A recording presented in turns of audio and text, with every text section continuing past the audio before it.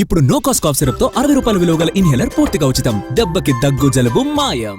రాజ్యాంగ నిపుణుడిగా పేరుగాంచిన జస్టిస్ సుదర్శన్ రెడ్డిని ఈరోజు అభ్యర్థిగా ప్రకటించడం మనందరికీ గర్వకారణము.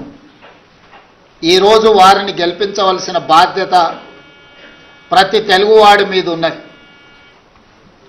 దేశ రాజకీయాలను ప్రభావితం చేయగలిగిన, దేశ ఆర్థిక వ్యవస్థను ప్రపంచంతో పోటీ పడే విధంగా తీర్చిదిద్దిన పివి నరసింహారావు గారి తర్వాత మళ్ళీ తెలంగాణ ప్రాంతానికి జస్టిస్ సుదర్శన్ రెడ్డిని ఇండియా కూటమి ఉపరాష్ట్రపతి అభ్యర్థిగా ప్రకటించడం మనందరికీ గర్వకారణము.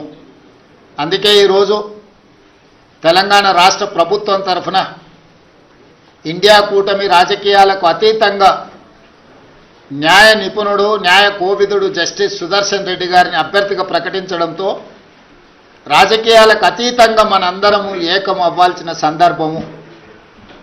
అందుకే ఈరోజు Telugu Desam party, YSR party, BRS party, MIM party, అదేవిధంగా ఉభయ రాష్ట్రాలలో ఉన్న బీజేపీ రాజ్యసభ, లోక్సభ మెంబర్స్కు కూడా విజ్ఞప్తి చేస్తున్నా, తెలుగువాడికి దక్కిన గౌరవం జస్టిస్ సుదర్శన్ రెడ్డి ఉపరాష్ట్రపతి అభ్యర్థిగా ప్రకటించడం.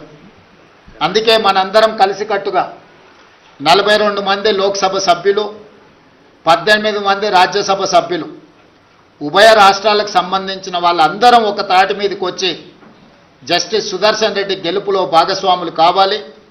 జస్టిస్ సుదర్శన్ రెడ్డిని గెలిపించవలసిన బాధ్యత మన అందరి మీద ఉన్నది. కాబట్టి చంద్రబాబు నాయుడు గారిని, చంద్రశేఖరరావు గారిని, వైఎస్ జగన్మోహన్ రెడ్డి గారిని, జనసేన అధ్యక్షుడు పవన్ కళ్యాణ్ గారిని, ఎంఐఎం పార్టీ అధ్యక్షుడు అసదుద్దీన్ ఓవైసీ గారిని, అదేవిధంగా ఉభయ కమ్యూనిస్టు పార్టీలు ఈ రాష్ట్రాల నుంచి ప్రాతినిధ్యం లేకపోయినా ఇతర రాష్ట్రాలలో కమ్యూనిస్టు ప్రాతినిధ్యం ఉన్నది కాబట్టి ఆయా పార్టీలను కూడా తెలుగు వాళ్ళుగా మన వాళ్ళు సంప్రదించి మద్దతు కూడగట్టి జస్టిస్ సుదర్శన్ రెడ్డి గారి గెలుపు కోసం పని చేయాలి.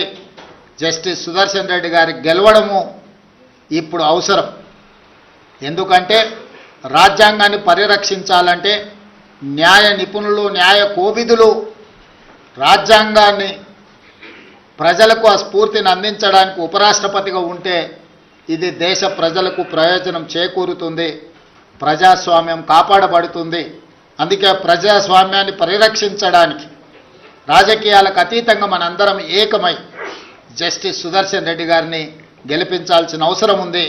వారికి మద్దతు ఇవ్వవలసిందిగా ఉభయ తెలుగు రాష్ట్రాలలో ఉన్న రాజకీయ పార్టీలను, వాటి నాయకత్వాన్ని ఈరోజు తెలంగాణ కాంగ్రెస్ పార్టీ తరఫున, మంత్రివర్గం తరఫున వారందరూ కూడా నేను విజ్ఞప్తి చేస్తున్నా.